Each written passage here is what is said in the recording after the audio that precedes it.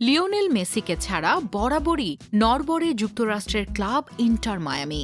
ইনজুরির কারণে Lionel Messi দলে না থাকায় হেরেই চলেছিল মেজর লিগ সকারের দলটি।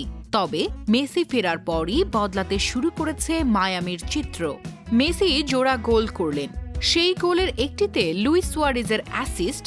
মেসির পাস থেকে গোল করেন সেরিও বুস্কেটস। ন্যাশভিলের বিপক্ষে মেজর লিগ সকারে ইন্টার মায়ামির ৩-১ গোলের জয় এভাবেই হলো। ম্যাচের শুরুটা অবশ্য সুখকর ছিল না মায়ামির জন্য। ২ মিনিটেই আত্মঘাতী গোল করে বসে তারা। ন্যাশভিলের ড্যানিয়াল লোভিৎসের কর্নার ডিফেন্ডার ফ্র্যাঙ্কো নেগ্রির গায়ে লেগে ঢুকে যায় মায়ামির জালে। এই নিয়ে টানা ১১ ম্যাচে নিজেদের জাল অক্ষত রাখতে ব্যর্থ হয়েছে জেরার্দো মার্তিনোর দল। মেসি সুয়ারেজদের জন্য পরিস্থিতি আরও বাজে হতে পারত যদি ম্যাচের ৫০ মিনিটে জশ বাউয়ের বুলেট গতির শট বারে লেগে ফিরে না আসত।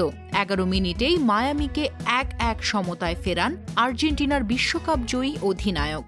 বিরতির পর ঘুরে দাঁড়ানোর চেষ্টা করে ন্যাশভিল।